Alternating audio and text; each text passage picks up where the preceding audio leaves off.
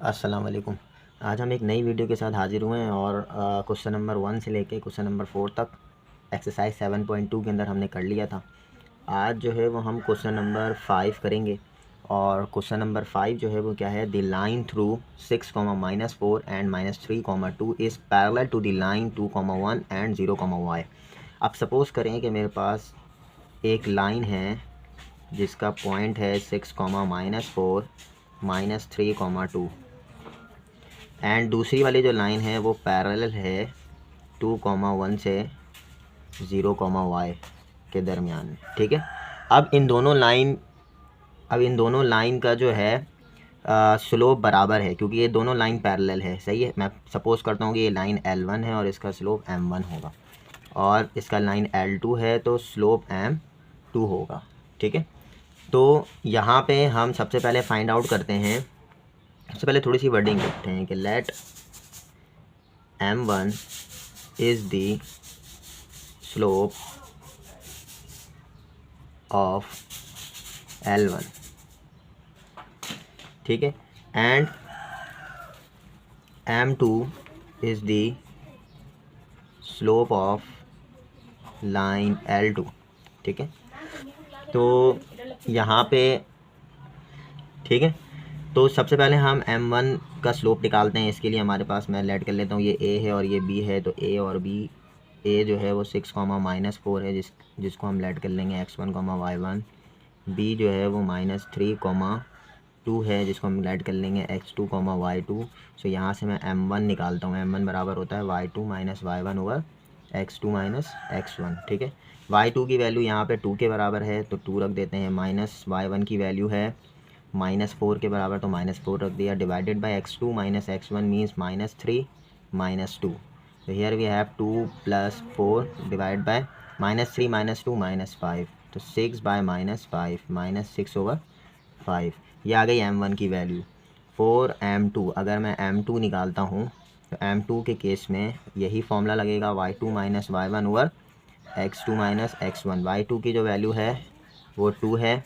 y2 की value क्या है, y है इस केस के अंदर। सही है, सेकंड लाइन के केस के अंदर, जो कि हम 4L2 के केस में लगा रहे हैं। तो y2 जो है वो क्या है, y है, माइनस आ गया, और y1 जो है वो 1 है, divided by x2 - x1 means x2 0 है, माइनस x1 2 है। तो यहाँ पे जो वैल्यू आएगी y -1 डिवाइड बाय -2।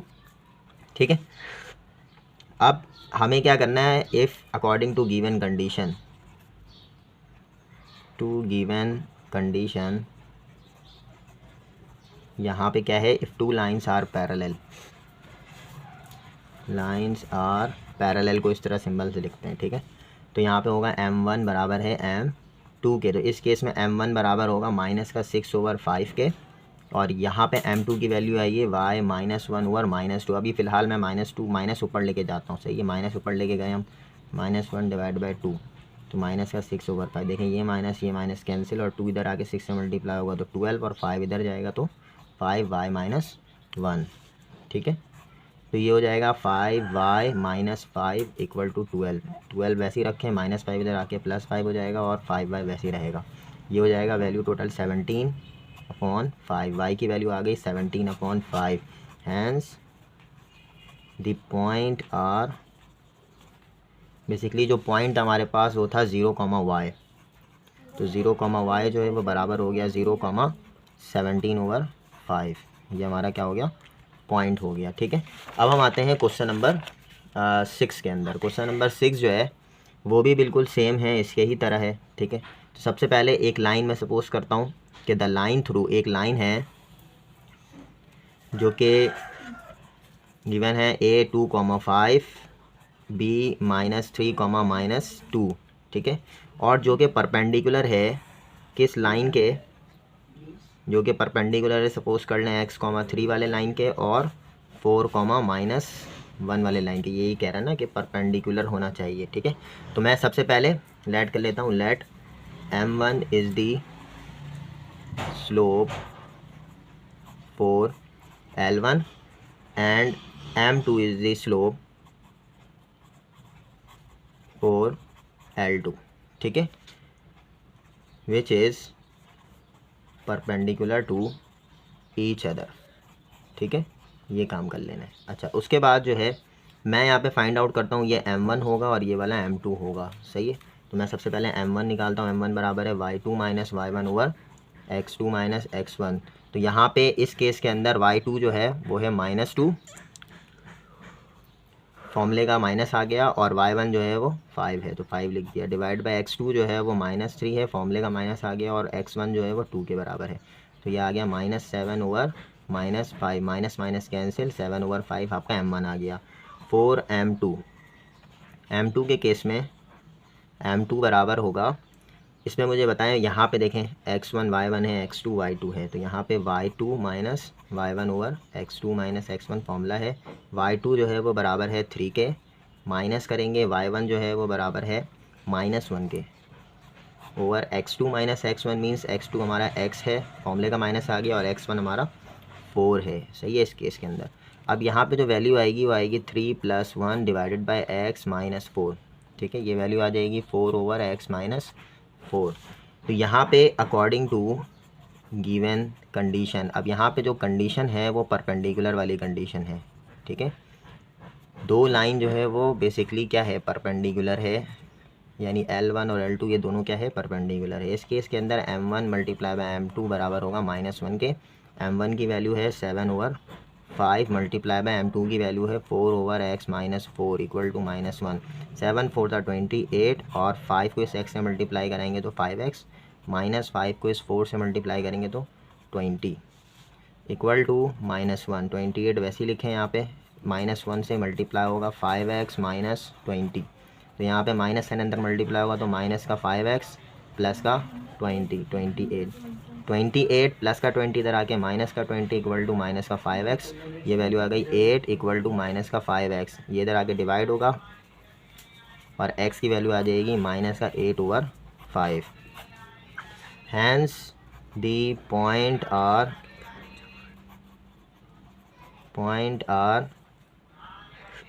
x, 3 था, जो कि बराबर होगा -8 ओवर 5, 3 के। तो अब हमारे पास है क्वेश्चन नंबर 7, सही, क्वेश्चन नंबर 6 कर लिया, क्वेश्चन नंबर 6 तक। तो using slope prove that -1, 4, -3, 6 and 3, -2 are the vertices of the right triangle. अब राइट ट्राइंगल क्या होता है, मुझे ये बात मालूम है कि राइट ट्राइंगल के अंदर एक एंगल 90 बन रहा होता है। इसका मतलब अगर मैं सपोज़ करता हूँ ये L1 है और ये L2 है, तो इन दोनों के दरमियान का एंगल 90 है। और आपको पता है जब दो लाइन आपस में परपेंडिकुलर होते हैं तो m1 मल्टीप्लाई बाय m2 -1 के बराबर होता है।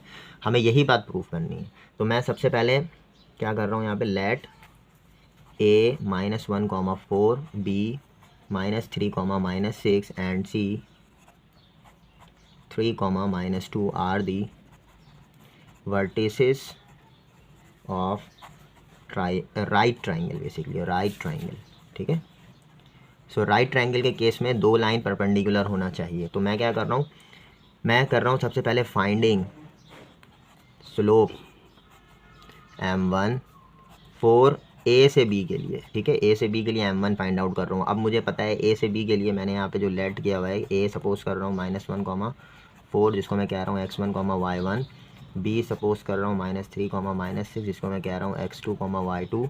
So here we have m1 बराबर होगा y2 minus y1 over x2 minus x1। y2 की जो वैल्यू है वो है -6, बीच में फॉर्मूले का माइनस आ गया, और y1 की वैल्यू है 4 डिवाइड बाय x2 की वैल्यू है -3, फॉर्मूले का माइनस आ गया, और x1 की वैल्यू है -1। तो हेयर वी हैव 6 - 4 माइनस का 10 डिवाइडेड बाय माइनस का 3 प्लस का 1। तो हेयर वी हैव m1 बराबर आ जाएगा -10 डिवाइड बाय -2, माइनस से माइनस कैंसिल, 2 × 2 2 5 10। स्लोप जो आ गया वो किसके बराबर आ गया, 5 के बराबर, m1 5 के बराबर आ गया। अब हम ये देखते हैं कि b से c फाइंड आउट करने की कोशिश करते हैं हम। 4 m2 b2 c के लिए फाइंड आउट करते हैं, सही है। m2 बराबर होगा, अब b से c के लिए जा रहे हैं तो मैं c पॉइंट भी सपोज कर लेता हूँ कि 3, -2 के बराबर है, जो कि x3, y3 होना चाहिए, ठीक है। मैं क्या कर रहा हूँ, यहाँ पे b से c जा रहे हैं तो x2 से x3 जा रहे हैं, तो यहाँ पे होगा x3 minus x2 divide by y3 minus y2। x3 की जो वैल्यू है वो है 3, फॉर्मूले का माइनस, x2 की जो वैल्यू है वो है -3 डिवाइडेड बाय वाई थ्री, बल्कि ये होगा y3 minus y2 over x3 minus x2, ठीक है। y3 की जो वैल्यू है वो होगी, ये थोड़ा सा रॉन्ग हो गया है, तो y3 की जो वैल्यू है वो है -2, बीच में फॉर्मूले का माइनस, और y1 की जो y2 की जो वैल्यू है वो है -6, ठीक है। x3 की वैल्यू है 3, बीच में फॉर्मूले का माइनस, और x2 किसके बराबर है, -3 के। तो यहाँ पे आ गया -2 + 6 डिवाइडेड बाय 3 + 3, इधर वैल्यू आ जाएगी 6 - 2 4/6, 2 × 2 2 3 6, 2 2 4 और 2 3 6, तो m2 की वैल्यू आ गई 2/3। इसका इस m2 का और इस m1 का कोई भी कॉम्बिनेशन नहीं बन रहा है, तो इसका मतलब ये है कि a से b वाली जो लाइन होगी और b से c वाली लाइन होगी वो आपस में परपेंडिकुलर नहीं हो सकती अगर मैं कंडीशन लगा भी दूँ। तो यहाँ पे मैं एक आखिरी निकाल रहा हूँ 4m3। m3 जो होगा वो a से c का फासला होगा, ठीक है। a से c के फासले का जो स्लोप होगा, यानी a से c वाली जो साइड होगी उसका स्लोप होगा।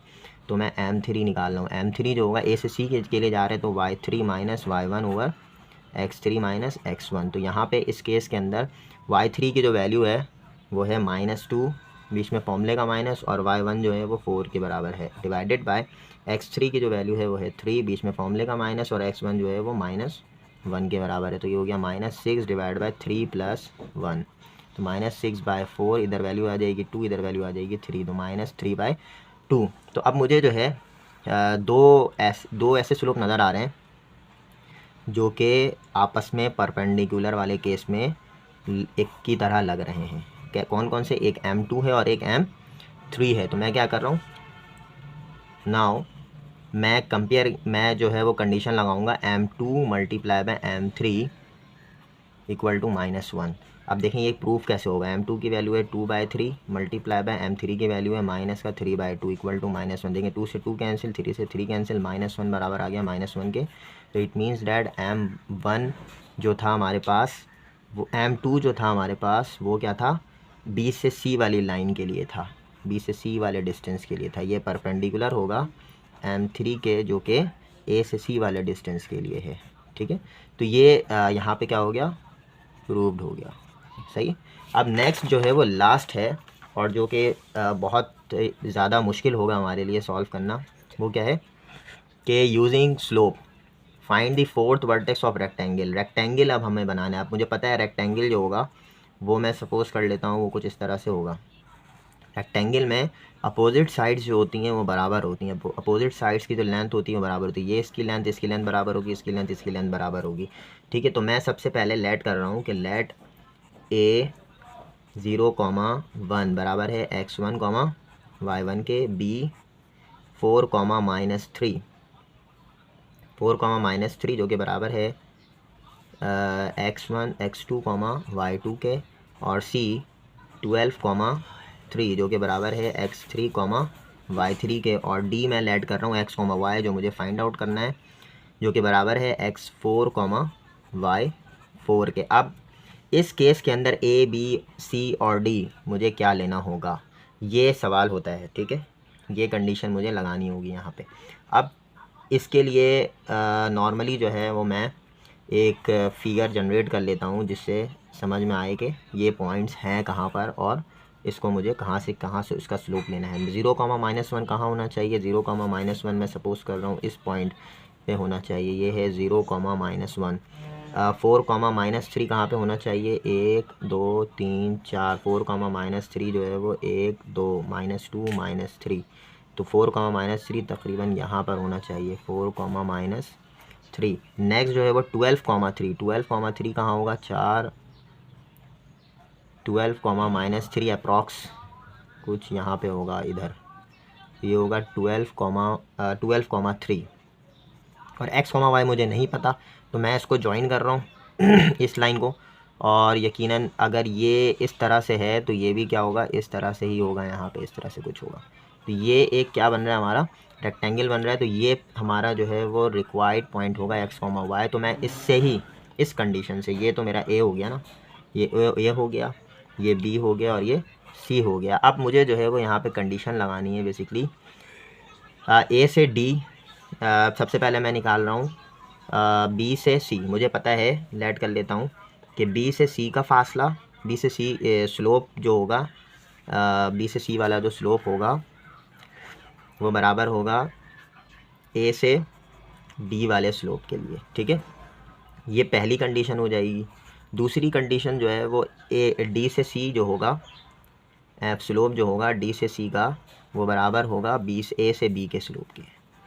तो अब इस कंडीशन के अंदर इन दोनों कंडीशंस को हम सॉल्व करेंगे। सबसे पहले मैं बी से सी फाइंड आउट करता हूँ। बी से सी को मैं लेट कर रहा हूँ M1 फॉर B2C। अब B2C निकालने के लिए मुझे पता है M1 बराबर होगा, मैं डायरेक्ट कर रहा हूँ, देखें यहाँ पे इसकी जो वैल्यू है Y2 माइनस Y1, ये Y2 है ये Y1 है। B से C जा रहे हैं ना, तो X1 से Y1 से Y2 जा रहे हैं, तो यहाँ पे Y2 की वैल्यू 3 आ गई, बीच में फॉर्मूले का माइनस, और इसकी वैल्यू -3 है, डिवाइडेड बाय उसके बाद जो होगा X2 माइनस X1 होता है, तो X2 जो है वो 12 है, बीच में फॉर्मूले का माइनस और 4 हो गया यहाँ पे, ठीक है। तो यहाँ पे 3 + 3 डिवाइडेड बाय 12 - 4 8 हो गया, ठीक है। 3 + 3 6/8 मीन्स 3/4, 3/4 इसका स्लोप आ गया M1।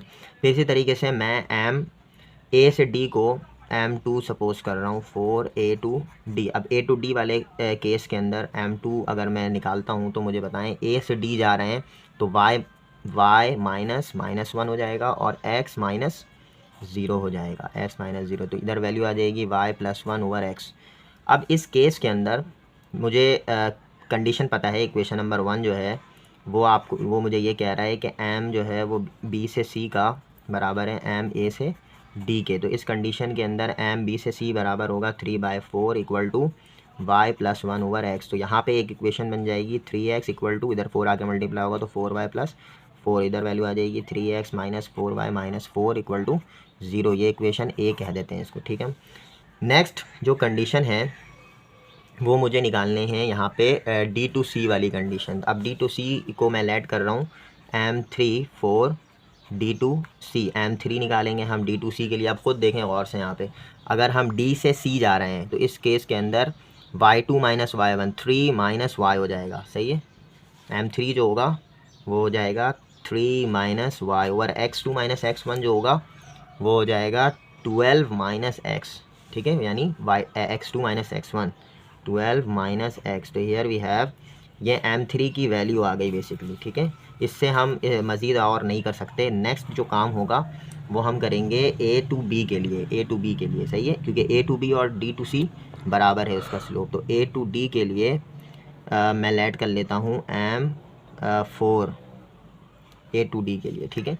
M4 किसके बराबर होगा? M4 जो होगा Y2 - Y1 और X2 - X1, यानी A to B जा रहा हूँ तो -3 आपका Y2 होगा, बीच में फॉर्मूले का माइनस, और Y1 क्या होगा -1 के बराबर होगा यहाँ पे, ठीक है, -1 हो गया, divided by X2 - X1 means 4 - 0। तो हियर वी हैव -3 + 1/4। तो यहाँ पे वैल्यू आ जाएगी -2/4, इधर 1/2, वैल्यू आ गई -1/2, यानी M4 आ गया -1/2। अब मुझे जो है वो बेसिकली लास्ट काम ये करना है कि D to C जो है वो A to D के बराबर है। तो इक्वेशन 2 हमने बनाई थी कि D to C जो है वो बराबर है A से B के। तो यहाँ पे इसको ज़रा देखें कि किस तरीके से होगा ये, कि इक्वेशन नंबर 2 जो है यहाँ पे क्या है, इक्वेशन नंबर 2 जो है वो D to C बराबर है M A to B के। तो इस केस के अंदर यहाँ पे क्या वैल्यू आई थी M3 की 3y 3 - y over 12 - x equal to M A to B जो है वो -½ के बराबर है। सो इसको थोड़ा सा आप क्या करें, मल्टीप्लाई वगैरह करवाएं, 2 को इधर मल्टीप्लाई करें तो 2 3 6 -2y हो जाएगा, इक्वल टू माइनस का 1 मल्टीप्लाई कराएं तो माइनस का 12 प्लस का x हो जाएगा। तो यहाँ पे बेसिकली x वैसे रहेगा, प्लस का 2y हो गया, माइनस का 12 वैसे रहेगा, माइनस का 6 हो गया, इक्वल टू 0 ले लें। तो यहाँ पे जाएगा x + 2y - 18।